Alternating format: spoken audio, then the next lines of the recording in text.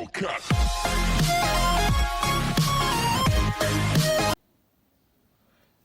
Guys acids पढ़ने के बाद आज हम पढ़ेंगे बेसिस। बेसिस क्या होते हैं और बेसिस की कितनी प्रॉपर्टीज होती है, स्ट्रॉन्ग और वीक बेसिस, और बेसिस के यूज हमारे इंडस्ट्रियल और डेली लाइफ में। ठीक है, तो देखते हैं बेसिस की डेफिनेशन से। The solution of substance like caustic soda, soap, washing soda, जो चीज बिटर इन टेस्ट, मतलब मैंने आपको स्टार्टिंग में बताया था एसिड जो होता है वो खट्टा होता है और बेस जो होता है कड़वा होता है। और दूसरी बात, बेसिस की प्रॉपर्टीज क्या होती है, ये सोपी होते हैं टच में, मींस ये चिकने होंगे टच में, इनमें से थोड़े झाग निकलेंगे। तो जो चीजें, जो सॉल्यूशंस कास्टिक सोडा की, सोप में अपन के झाग निकलते, क्यों निकलते हैं, क्योंकि उसमें बेसिस प्रेजेंट रहते हैं, तो इन्हीं को बेसिस कहते हैं। ठीक है, बेसिस मैंने स्टार्टिंग में बताया था कि ये रेड लिटमस को ब्लू में कन्वर्ट कर देते हैं। केमिकल अपोजिट्स होते हैं एसिड्स के। क्यों अपोजिट्स होते हैं एसिड्स के? एसिड्स क्या करते हैं, ब्लू से रेड करते हैं, ब्लू टू रेड करते हैं, और बेसिस क्या करते हैं, bases red to blue convert करते हैं। तो एसिड्स ब्लू टू रेड करते हैं और बेसिड्स रेड लिटमस को ब्लू लिटमस से कन्वर्ट करते हैं, तो ये इनके अपोजिट्स हो गए। ठीक है, base is a chemical substance which न्यूट्रलाइजेज N acid. क्यों न्यूट्रलाइज करते हैं? क्योंकि acid H plus ions release करता है and bases OH minus ions, तो H प्लस और OH माइनस आयंस एक दूसरे को न्यूट्रलाइज करके वाटर बना देते हैं। फिर आगे चलते हैं, all metal oxides and all metal hydroxides are bases. अब बेसिस होते कौन से केमिकल सब्सटेंसेस है? जो सब मेटल्स होते हैं ना, उनके जो भी ऑक्साइड्स होते हैं, बेसिकली ऑक्साइड्स जो होते हैं उनका नेचर बेसिक होता है। कैसे पता चला? क्योंकि वो मतलब सोपी होते हैं टच में, थोड़े बिटर होते हैं, साबुन कभी मुंह में गए तो ऐसा लगता है ना बहुत कड़वा स्वाद है, तो बस उसमें बेसिस होता है इसकी वजह से। तो सारे मेटल ऑक्साइड्स और सारे मेटल हाइड्रोक्साइड्स बेसिस होते हैं। कुछ एग्जांपल्स देख लेते हैं, like sodium oxide Na2O, sodium hydroxide, sodium का जो हाइड्रोक्साइड है, सोडियम मेटल है, बहुत एक्टिव मेटल होता है, तो उसका ऑक्साइड और उसका हाइड्रोक्साइड बहुत अच्छा बेस होता है। कैल्शियम ऑक्साइड, कैल्शियम हाइड्रोक्साइड भी बेसिस के एग्जाम्पल है। अब ये तो हो गए मेटल के। अब कुछ नॉन मेटल आयंस भी होते हैं, लाइक उनको एनायंस बोलते हैं, अपन को पता है नॉन मेटेलिक आयंस को। तो उनमें से अमोनिया का जो हाइड्रोक्साइड होता है, अमोनियम हाइड्रोक्साइड NH4OH, वो भी एक बेस का एग्जाम्पल होता है। ठीक है, ये भी एक बेस की प्रॉपर्टीज में होती है, तो इसको बेस में कैटेगराइज किया जाता है। अब देखते हैं कि मेटल के ऑक्साइड और हाइड्रोक्साइड जो बेसिस थे, उसके अलावा कौन कौन सी चीजें और बेसिस होती है। तो मेटल के जो कार्बोनेट्स होते हैं, ठीक है ना, और मेटल के जो हाइड्रोजन कार्बोनेट्स का फॉर्मूला नहीं पता है तो देख लो, HCO3, इसकी वैलेंसी होती है -1, कार्बोनेट्स होता है CO3 माइनस का 2। ठीक है ना, तो मेटल कार्बोनेट्स और मेटल हाइड्रोजन कार्बोनेट्स जो होते हैं, मेटल कार्बोनेट्स और metal hydrogen carbonates are also considered to be bases. Carbonates का फॉर्मूला होता है CO3-2, ठीक है। हाइड्रोजन कार्बोनेट्स का होता है HCO3-1। तो जैसे सोडियम है, सोडियम होता है Na, तो Na की वैलेंसी 1 होती है और हाइड्रोजन कार्बोनेट की -1 है, तो 1 और 1 कैंसिल हो जाएगी, तो NaHCO3 बना देगी। ठीक है, फिर आता है कैल्शियम कार्बोनेट, कैल्शियम होता है +2, ठीक है, कार्बोनेट भी होता है -2, तो +-2 एक दूसरे को न्यूट्रलाइज करके क्या फॉर्मूला देंगे, CaCO3। तो मेटल के कार्बोनेट्स और मेटल के हाइड्रोजन कार्बोनेट्स का भी बेसिक नेचर होता है, क्योंकि ये OH आयंस बेसिकली रिलीज करते हैं। तो आगे देखेंगे कि बेसिस की डेफिनेशन क्या है in the terms of ions. अब देखते हैं जो बेसिस पानी में डिसॉल्व हो जाते हैं, या पानी में कुछ बेसिस डिसॉल्व नहीं हो पाते, या जो हो जाते हैं उनको क्या बोलते हैं, और जो नहीं होते उनसे मतलब अपन को हमारे रिएक्शन में क्या फायदा मिलेगा या क्या नहीं मिलेगा वो देखते हैं। अब कुछ बेसिस जो होते हैं पानी में डिसॉल्व हो जाते हैं विदाउट एनी केमिकल रिएक्शन, तो उनका एक स्पेशल नेम होता है, उनको क्या बोलते हैं, एल्कलीज। अब मैं इसको आपको और अच्छे से समझाता हूँ कि कैसे मतलब ये डिसॉल्व हो जाते हैं और क्या है इधर डिसॉल्व होने का मतलब। जैसे अपन पानी में कभी भी नमक मिलाते हैं या शक्कर मिलाते हैं, तो बिना हीट किए बस उसको स्टिर करने से, उसको घुमाने से वो घुल जाती है, ना तो उसमें कोई रिएक्शन होती, ना कोई हीट इवॉल्व होती, या ना कोई कलर चेंज होता है या कुछ होता। ठीक है, तो उसमें कोई केमिकल रिएक्शन नहीं होती, बेसिकली डायरेक्ट हो जाता है। तो वैसे ही जो बेसिस पानी में डायरेक्ट घुल जाते हैं उनको क्या बोलते हैं, एल्कली। एल्कलीज, बिना किसी केमिकल रिएक्शन किए ये पानी में डिसॉल्व हो जाते हैं, तो इनको क्या बोलते हैं, एल्कलीज। अब अपन को हमारे इस चैप्टर में सिर्फ एल्कलीज वाले बेसिस पे ही ध्यान देना है ज्यादा। क्यों ध्यान देना है, क्योंकि जो हमारी रिएक्शंस होगी वो बेसिकली एक्वस सॉल्यूशन में, एक्वस स्टेट में रहेगी हमारी रिएक्शंस। जैसे पानी में मतलब एसिड में बेस मिला देंगे तो ये बेसिकली जो रिएक्शंस रहेगी ना, ये लिक्विड स्टेट में रहेगी। तो लिक्विड स्टेट में रहेगी तो वो बेसिस ज़्यादा यूजफुल रहेंगे जो पानी में घुल जाएंगे, और जो नहीं घुलेंगे, इनसॉल्युबल बेसिस होंगे पानी में, जो नहीं घुल पाएंगे उनको हमको घुलाना पड़ेगा, तो हमको डिसॉल्व कराना पड़ेगा, तो बहुत मुश्किल हो जाएगी। इसलिए जो बेसिस सॉल्युबल हो रहे हैं आसानी से, तो हम उनको ही हमारी रिएक्शन पे आगे फर्दर यूज करेंगे। तो कुछ कॉमन एग्जाम्पल देख लेते हैं वाटर सॉल्युबल बेसिस के, या इसको एल्कलीज भी कह सकते हैं अपन। पहला है सोडियम हाइड्रोक्साइड, NaOH। सोडियम का जो हाइड्रोक्साइड होता है, आगे अपन ने देखा बेस होता है बहुत अच्छा। कैल्शियम का हाइड्रोक्साइड भी बहुत अच्छा बेस होता है। कैल्शियम हाइड्रोक्साइड का फॉर्मूला होता है CaOH का whole twice. Potassium hydroxide KOH हो गया।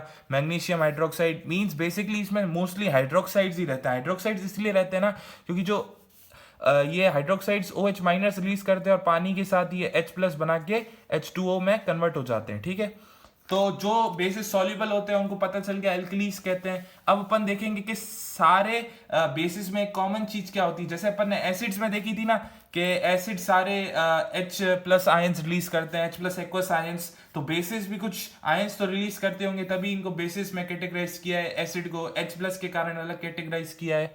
तो देखेंगे कि बेसिस में कॉमन क्या होता है। तो base is a substance which dissolves in a water to produce OH minus ions.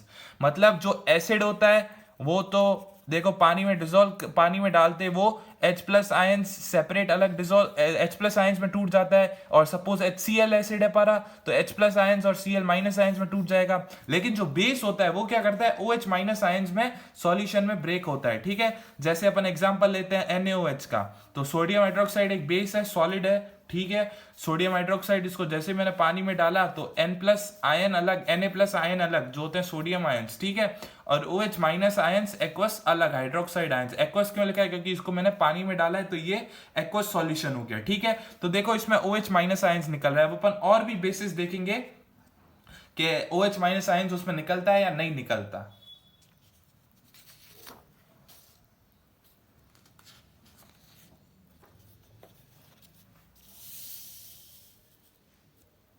ठीक है, सिमिलरली अब देखेंगे KOH। KOH क्या होता है, पोटेशियम हाइड्रोक्साइड। तो पोटेशियम हाइड्रोक्साइड को मैंने वाटर में डाला तो K+ अलग हो गया, और OH माइनस हाइड्रोक्साइड आयंस जो होते हैं वो बेसिकली अलग हो गए। ठीक है, similarly magnesium hydroxide water, Mg2+ aqueous ions अलग, OH माइनस आयंस अलग।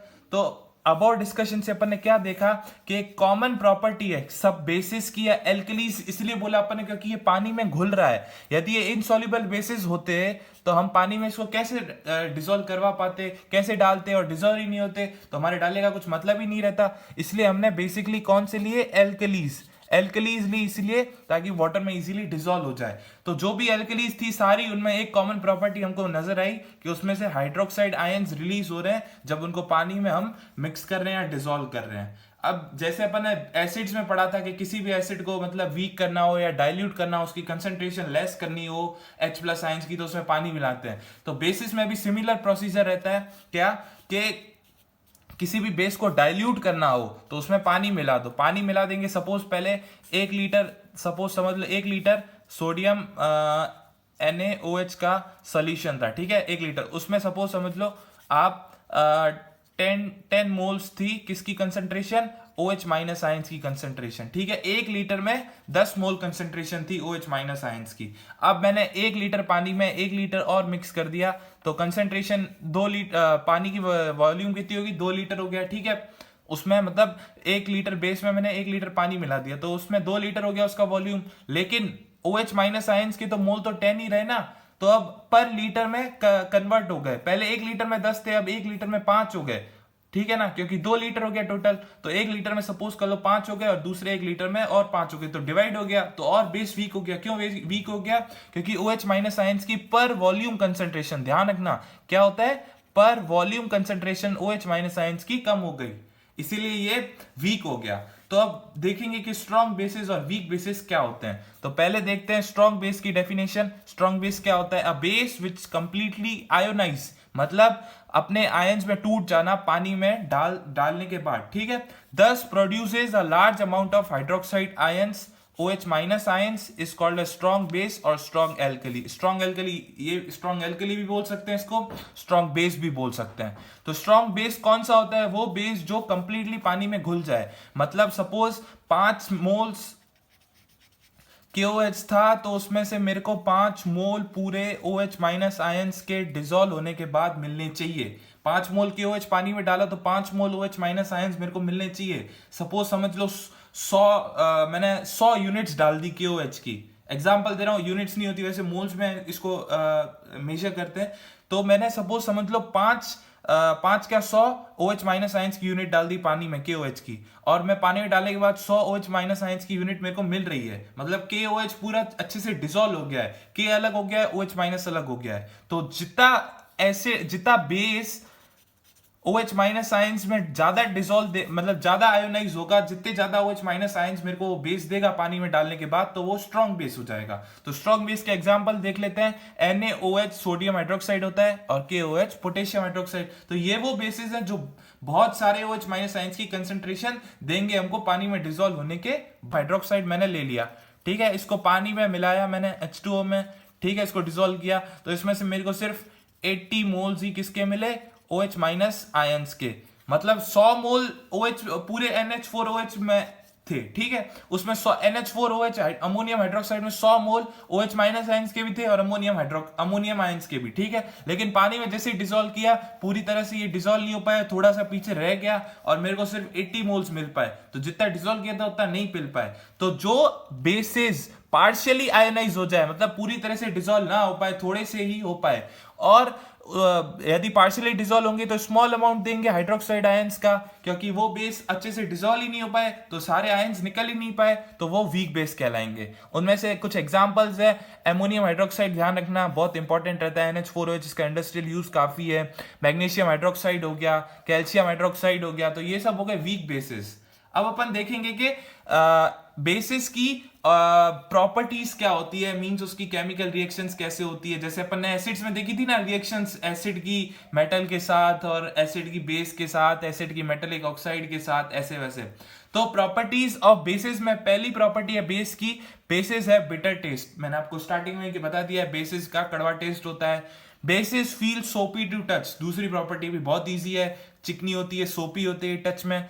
Basis turns red litmus blue, ये भी आपको पता है। अब जैसे एसिड्स कंडक्ट करते हैं इलेक्ट्रिसिटी इन सॉल्यूशन, क्यों? क्योंकि एसिड सपोज HCl है, उसको मैंने पानी में डाला तो H प्लस आयंस और Cl माइनस आयंस हो गया, तो आयंस प्रोड्यूस हो गए। आयंस प्रोड्यूस हो गए तो वो आयंस के थ्रू इलेक्ट्रिसिटी जो है अब पूरी सॉल्यूशन में कंडक्ट हो सकती है। तो वैसे ही बेस जो होता है इलेक्ट्रिसिटी कंडक्ट करता है सॉल्यूशन में।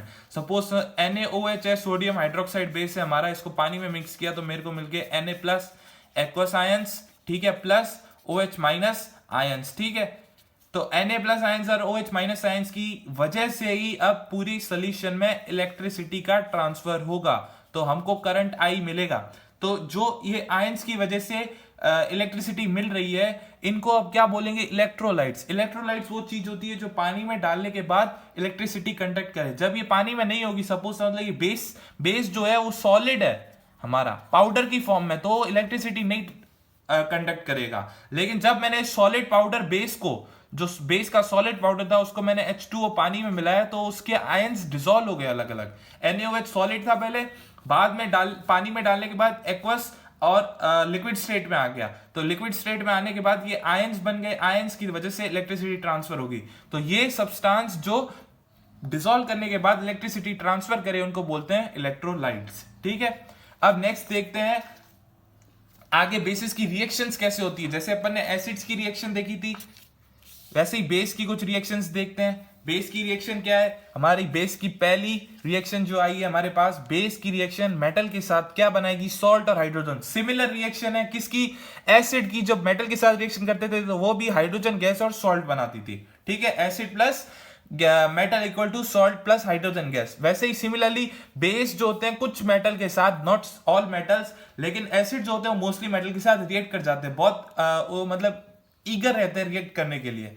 लेकिन जो बेसिस होते हैं वो थोड़े कम मेटल्स के साथ ही रिएक्ट कर पाते हैं, तो रिएक्ट करेंगे तो हाइड्रोजन गैस बना देंगे। यदि कोई बेस मेटल के साथ रिएक्ट करता है तो वो सॉल्ट और हाइड्रोजन बनाता है। ये हमारी पहली रिएक्शन है और इसको याद कर लेना, बेस की पहली रिएक्शन जिसमें बेस रिएक्ट कर रहा है मेटल के साथ, सॉल्ट और हाइड्रोजन एज अ प्रोडक्ट बना रहा है। तो मैंने सोडियम हाइड्रोक्साइड ले लिया, आपको पता ही है सोडियम हाइड्रोक्साइड का फॉर्मूला अब तो याद भी हो गया होगा, NaOH। जिंक मेटल होता है, इसकी मैंने हीट के प्रेजेंस में रिएक्शन कराई, तो इसका ध्यान रखना, ये रिएक्शन बहुत इंपॉर्टेंट है क्योंकि जो इसमें प्रोडक्ट बनता है वो बहुत इंपॉर्टेंट है, उसका फॉर्मूला बहुत यूनिक रहता है, याद नहीं हो पाता लेकिन बहुत इजी है। तो NaOH और जिंक जब रिएक्ट करेंगे तो क्या बनाएंगे, Na2ZnO2 एक्वस और हाइड्रोजन गैस अलग। ध्यान रखना इसमें आप ऐसे मत कर देना क्योंकि इसमें भी इधर मेटल है, बेस आपको पता ही है मेटलिक ऑक्साइड्स होते हैं, मेटल हाइड्रोक्साइड होते हैं। तो मेटल और मेटल कैसे रिएक्ट करके कंपाउंड बनाएंगे, सॉल्ट, क्योंकि सॉल्ट तो मैंने आपको बता रखा है मेटल और नॉन मेटल बनाते हैं, इसमें तो अलग हो गया फंडा। तो इसमें क्या होगा, Na2ZnO2 एज अ सॉल्ट बनेगा। तो ये फॉर्मूला आप सीधा याद कर लो, ये किसका होता है, सोडियम जिंकेट का, जो हमारे यहाँ पे एक सॉल्ट की तरह काम कर रहा है। इसमें प्रॉपर्टीज थोड़ी सॉल्ट की तरह, डेट्स वाई इसको सॉल्ट कह दिया।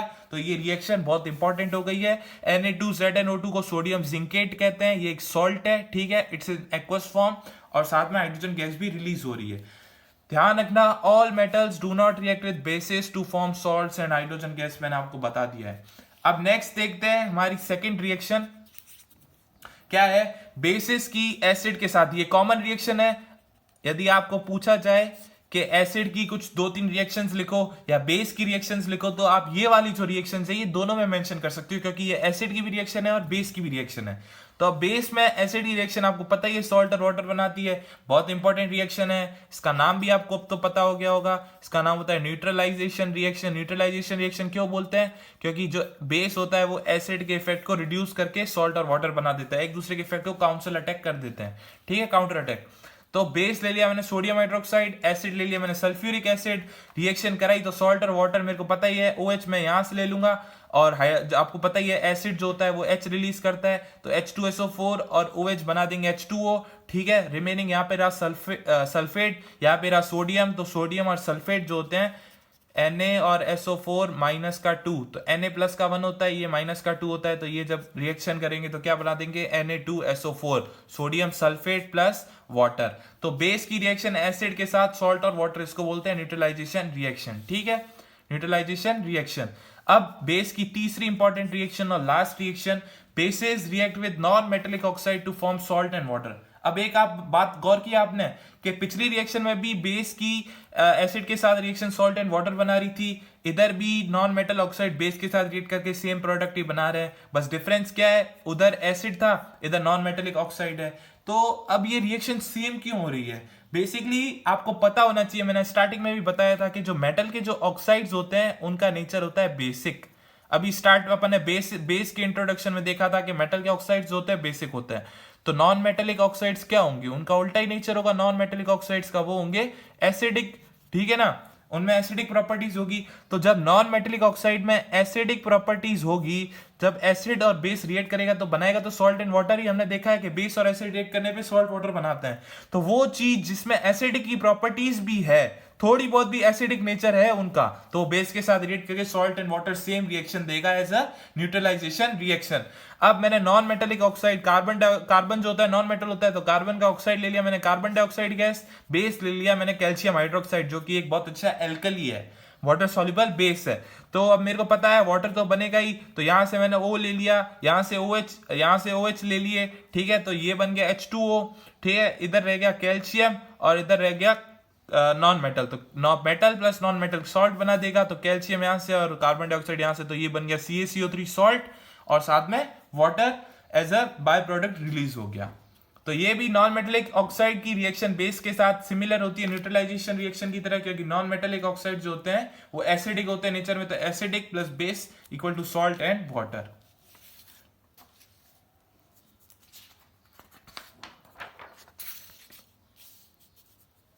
तो अब हम देखेंगे कुछ बेस के यूजेस क्या होते हैं हमारे डेली लाइफ में, इंडस्ट्रियल यूज बेस के क्या क्या होते हैं।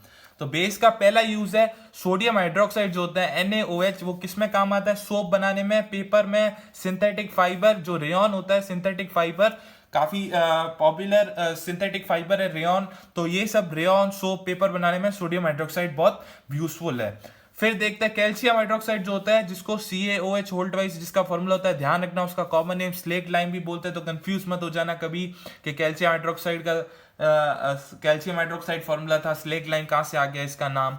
तो ये किसमें मैन्युफैक्चरिंग में काम आता है? ब्लीचिंग पाउडर की। ब्लीचिंग पाउडर में बता दूं, कपड़े धोने में, वॉशिंग में काम आता है। इसका फॉर्मूला होता है CaOCl2।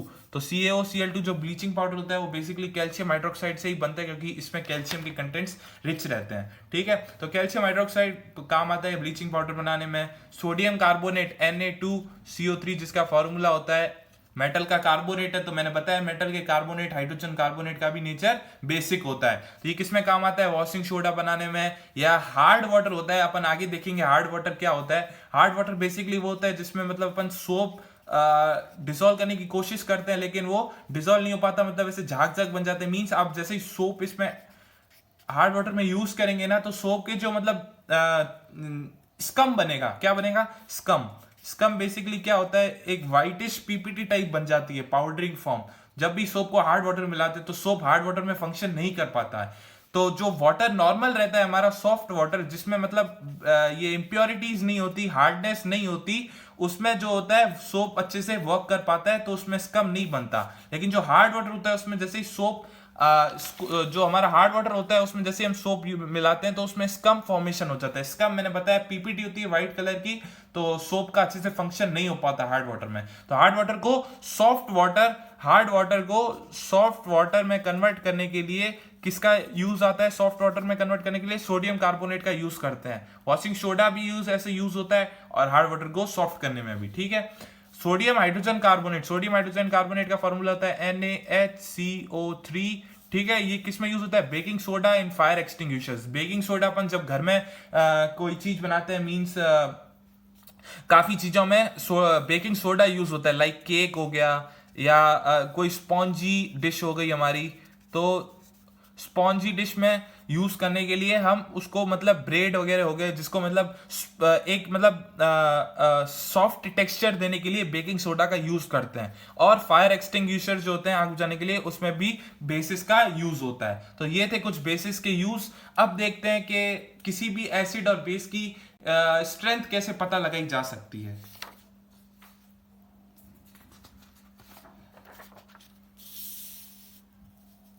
अब अपन को ये तो अपन ने देखा हुआ है पहले हमारे प्रीवियस वीडियो में कि एसिड कैसे पता लगाया जा सकता है और बेस कैसे पता लगाया जा सकता है। लेकिन अब अपन देखेंगे वो एसिड कितना ज्यादा स्ट्रांग है या कितना ज्यादा वीक है। अब ये भी अपन को पता है कि स्ट्रांग कौन से होते हैं, वीक कौन से होते हैं, लेकिन अपन को ये नहीं पता कि उसको कैसे पता लगाएंगे। कि अपन को थोड़ी दिख रहा है कि कितने आयंस उसमें डिसॉल्व हो रहे हैं, कितने आयंस रिलीज हो रहे हैं। ज्यादा होंगे तो वो स्ट्रांग होगा, लेकिन अपन को क्या पता ज्यादा H प्लस आयंस रिलीज हो रहे हैं, ज्यादा OH माइनस आयंस रिलीज हो रहे हैं। तो उसके लिए हमारे पास एक स्केल होता है। क्या होता है? एक स्केल होता है जिसको बोलते हैं pH स्केल। ध्यान रखना, P स्मॉल केस में लिखा जाता है एंड H हमेशा अपर केस लेटर्स में। तो pH स्केल, एक साइंटिस्ट है सोरेनसन करके, सोरेनसन ने 1919 में एक स्केल डिवाइस किया था जिसको उन्होंने नाम दिया pH स्केल का। pH स्केल जो होता है, pH स्केल में जो P जो होता है और H होता है, P स्मॉल लिखा जाता है और H कैपिटल। तो H जो होता है वो क्या शो करता है? H प्लस एक्वस आयंस को, ठीक है, जो एसिड्स देते हैं। और जो P होता है वो एक जर्मनी का वर्ड होता है पोटेंस से डिराइव्ड होता है, जिसका मतलब होता है पावर। ओके, तो pH का अपन को मतलब पता चल गया। तो pH एक स्केल होता है बेसिकली, वो मतलब रिप्रेजेंट करता है। उसमें बेसिकली क्या होता है, 0 से 14 तक नंबर्स होते हैं। तो उसमें से पता लग जाता है जिसका जितना कम नंबर होता है वो ज्यादा एसिडिक होता है, जिसका जितना ज्यादा नंबर होता है वो बेसिक होता है। pH बेसिकली क्या होता है? एक डिवाइस है, एक स्केल है जो बताता है एसिड और बेस की स्ट्रेंथ, एसिड सॉल्यूशंस और बेसिक सॉल्यूशंस की स्ट्रेंथ किसका यूज करके कैसे पता लगाएगा। वो भी स्केल, उसका भी कुछ प्रिंसिपल होगा।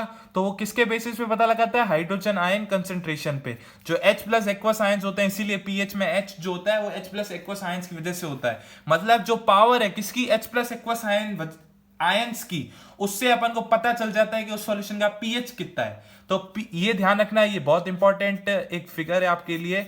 पीएच किसी भी सॉल्यूशन का पीएच इनवर्सली प्रोपोर्शनल, ये साइन होता है इनवर्सली प्रोपोर्शनल का किसके, 1 concentration of H plus aqueous ions. तो मेरे को पता है ये समझ नहीं आया होगा, तो मैं आपको वापस बताता हूं इस फॉर्मूले का क्या मतलब है। इसका ये मतलब है कि कोई भी सॉल्यूशन जिसमें H प्लस आयंस जो होंगे वो कम होंगे, सपोज कोई भी सॉल्यूशन में जिसमें सिर्फ 5 आयंस है, सपोज एग्जांपल के लिए 5 आयंस है, एक है जिसमें 10 आयंस है, किसके, H प्लस एक्वस के, मतलब 5 आयंस है तो पता है कि वो जो 5 आयन वाला है और जो 10 आयन वाला है उसमें से ज्यादा आयंस कौन दे रहा है, H प्लस एक्वस के 10 वाला दे रहा है, ठीक है। तो 10 वाला जो होगा मैंने बताया जो ज्यादा H प्लस आयंस देगा वो स्ट्रॉन्ग एसिड होगा, जिसमें H प्लस आयंस कम रिलीज होंगे तो वो वीक होगा।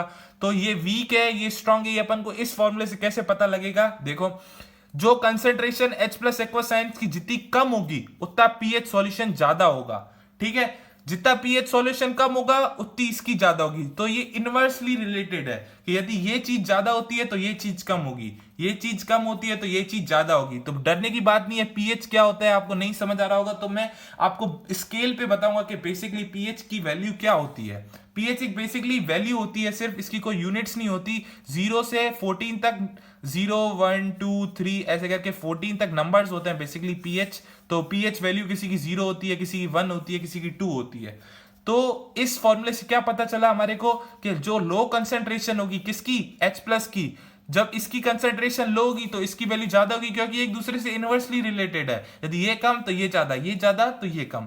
तो लो कंसेंट्रेशन किसकी, H प्लस आयंस की, तो हाई पीएच वैल्यू होगी, ठीक है। हाई कंसेंट्रेशन, जब इसकी कंसेंट्रेशन हाई हो जाएगी तो ये चीज कम हो जाएगी, तो ये लो पीएच वैल्यू हो जाएगी। तो आई होप आपको क्लियर हुआ होगा पीएच वैल्यू का concentration of H plus ion से कैसा रिलेशन है और ये कैसे एक दूसरे से रिलेटेड है।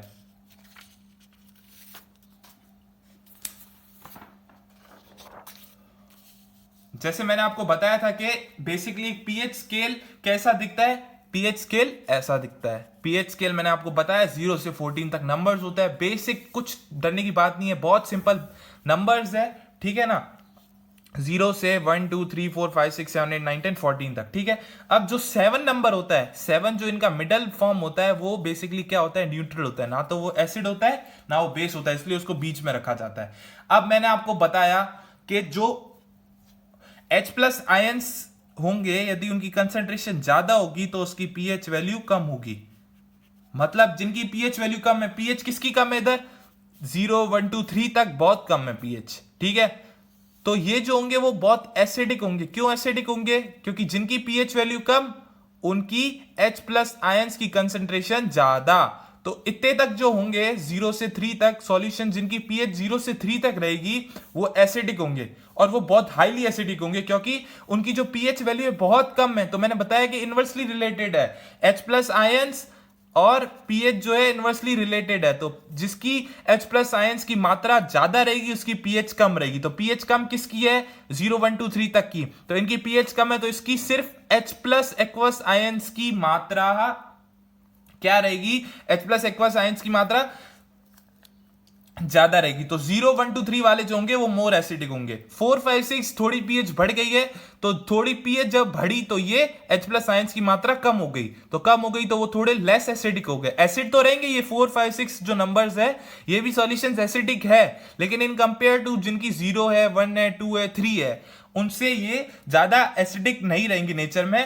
0 1 2 3 वाले थोड़े ज्यादा एसिडिक होंगे तो 4 5 6 वाले थोड़े कम होंगे। अब मैंने आपको बताया, अब आप कहेंगे सर कि H प्लस आयंस के बेस पे हम कैसे पता लगाएं कि बेसिक सॉल्यूशन कैसी है, ये तो सिर्फ H प्लस आयंस है, इनका रिलेशन तो एसिड के साथ है। नहीं, बेस भी जो होता है, बेस जो होता है हमारा, बेस में आपको पता है OH माइनस आयंस रिलीज होते हैं, लेकिन ऐसा नहीं है कि उसमें H प्लस आयंस नहीं होंगे। क्यों नहीं होंगे, क्योंकि वाटर है, वाटर तो H2 होता है, किसमें डिसॉल्व हो जाता है, H प्लस और OH माइनस आयंस में। तो H प्लस और OH माइनस आयंस में H भी तो होगा, तो ऐसा तो है नहीं कि बेस में H प्लस नहीं होंगे, होंगे। अब जैसे ये वाला बेस है 14th वाला, तो मैंने आपको बताया H प्लस आयंस की कंसेंट्रेशन इनवर्सली रिलेटेड है पीएच के, ठीक है, पीएच के।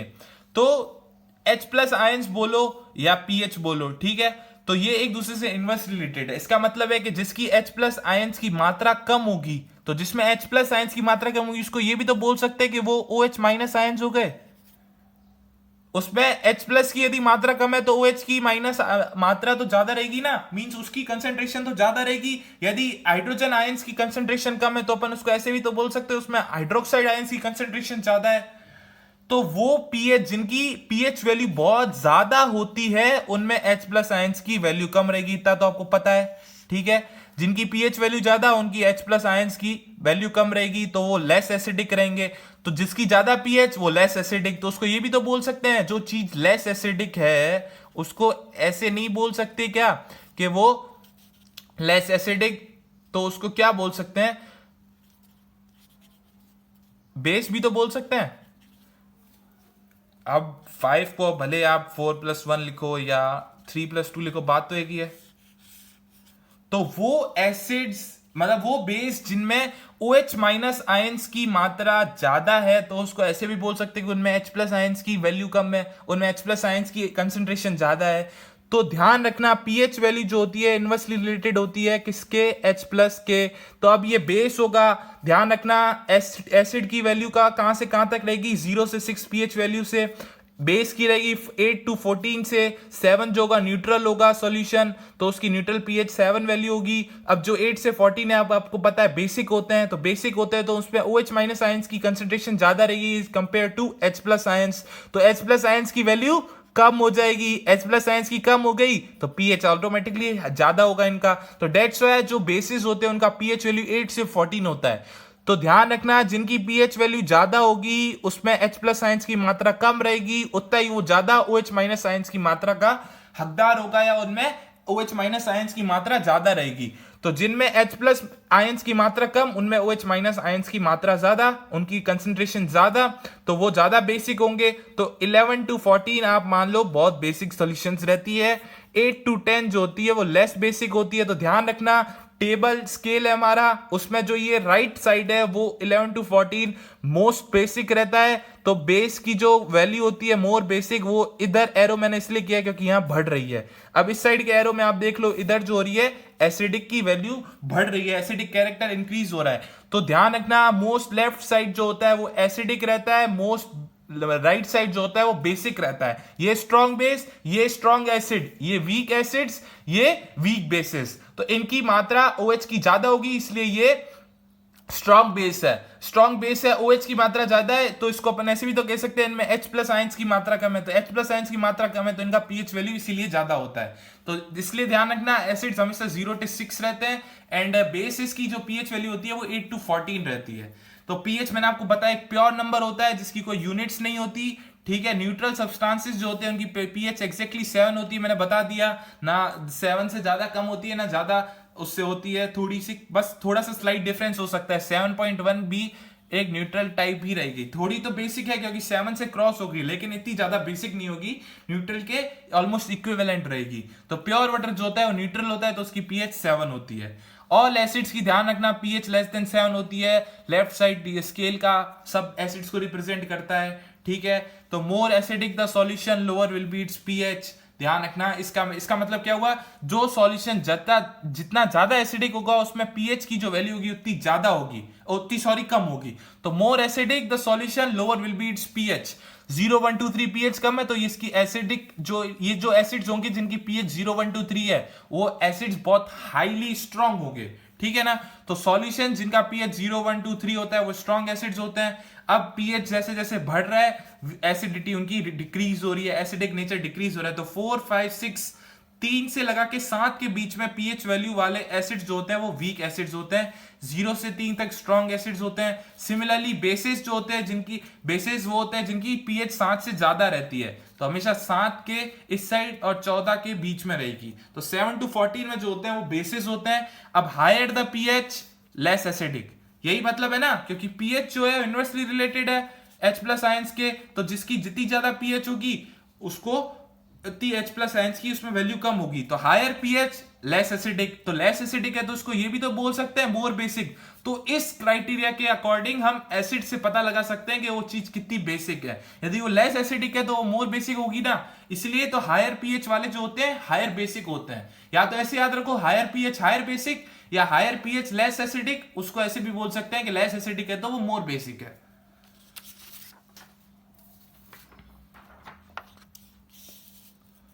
तो सॉल्यूशन जिनका पीएच 8 9 10 होता है, मैंने आपको बताया वीक बेसिस होते हैं, जिनका 11 12 13 14 होते हैं वो स्ट्रॉन्ग बेसिस होते हैं। तो बेसिस में ध्यान रखना, जिसकी जितनी ज्यादा पीएच वैल्यू होगी उतना ज्यादा उनका बेसिक कैरेक्टर ज्यादा होगा। पीएच वैल्यू जितनी कम उतना बेसिक कैरेक्टर कम। एसिडिक में ऐसा नहीं होता, एसिड में उल्टा होता है। एसिड में क्या होता है, पीएच वैल्यू ज्यादा तो लेस एसिडिक, ठीक है। पीएच वैल्यू कम तो वो एसिडिक ज्यादा होगा। ध्यान रखना, एसिड और पीएच इनवर्सली रिलेटेड है, बेसिक और pH directly related. Directly related से क्या मतलब है, यदि जो ये बेस ज्यादा होगा तो उसकी पीएच भी ज्यादा होगी, बेसिक सॉल्यूशन कम होगी तो उसकी पीएच सॉल्यूशन भी कम होगी, बेसिक सॉल्यूशन ज्यादा होगी तो उसकी पीएच सॉल्यूशन भी ज्यादा होगी। अब अपन एक क्वेश्चन देखते हैं पीएच पे रिलेटेड, यदि कोई बेसिक क्वेश्चन आ जाए तो मैंने एनसीईआरटी बुक का ही तुम्हारे एक क्वेश्चन लिया है। क्या है, you have two solution A and B, दो सॉल्यूशंस दी हुई है आपको ए और बी, एक का पीएच दिया हुआ है 6, दूसरे का पीएच दिया हुआ है 8। तो आपको पता है कि जो 6 वाला है वो 7 से जिसका पीएच कम है, और जो 8 वाला है उसका 7 से पीएच ज्यादा है। तो आपको पता है 7 वाला न्यूट्रल होता है। अब 7 से ऊपर जो होते हैं वो सारे बेसिक होते हैं, 8 से 14 नंबर्स वाले 7 to 14, और जो 7 से कम होते हैं वो एसिडिक होते हैं। तो आपको पता लगाना है पहला क्वेश्चन में, which solution has more hydrogen ion concentration. तो हाइड्रोजन आयन कंसेंट्रेशन किसकी होगी, एसिड्स की होगी ना, हाइड्रोजन आयन कंसेंट्रेशन, क्योंकि एसिड्स रिलीज करते हैं H प्लस आयंस, तो H plus ions acid release करते हैं। तो एसिड कौन सा होगा, आपको पता है 7 से जिसकी पीएच कम होती है, तो ए वाला, ए सॉल्यूशन जिसकी पीएच 6 है, तो पीएच 6 है जिसकी कौन सा है, ए सॉल्यूशन, ए सॉल्यूशन की पीएच 6 है, पीएच कम है तो ये एसिडिक ज्यादा होगा, एसिडिक ज्यादा होगा तो ये H प्लस आयंस कंसेंट्रेशन इसमें ज्यादा होगी। दूसरा है कि which solution is acidic and which one is basic. अब आपको पता है कि जो हाइड्रोजन आयन कंसेंट्रेशन है वो पीएच 6 की ज्यादा है, क्योंकि 6 वाले जो होते हैं 7 से नीचे होते हैं और उनकी एसिडिक प्रॉपर्टी होती है, 8 वाले जो होते हैं वो सारे बेसिक होते हैं। तो जो सॉल्यूशन बी है हमारा, बी सॉल्यूशन है उसकी पीएच 8 है तो ये बेसिक हो गई, ठीक है ना। ऐसा नहीं है कि ए है तो ए से एसिड हो गया और बी है तो बी से बेस हो गया, ऐसा नहीं है। ए की जो थी पीएच वैल्यू 6 थी तो वो एसिड हो गया, बेसिक था क्योंकि उसकी पीएच वैल्यू 8 थी, 7 से ज्यादा थी तो वो बेसिक हो गया। तो ऐसा इजी क्वेश्चन आता है, बताना है इसमें, आप बता देना कि which solution is more acidic, क्योंकि पीएच ए की है ना 7 से कम है, और अपन को पता है जिनकी पीएच 7 से कम होती है वो एसिड होते हैं, और जिसकी पीएच 7 से ज्यादा होती है वो बेस होते हैं। तो बी सॉल्यूशन हमारा बेसिक हो गया, ठीक है, एसिडिक हमारा ए सॉल्यूशन हो गया, खत्म। तो थैंक यू, आई होप आपको पीएच वैल्यू और बेस समझ आया होगा। नेक्स्ट क्लास में अपन सॉल्ट्स के बारे में डिस्कस करेंगे और एक इंटरेस्टिंग टॉपिक देखेंगे, इंपॉर्टेंस ऑफ पीएच की, और एक यूनिवर्सल इंडिकेटर भी टर्म डिस्कस करेंगे। Thank you.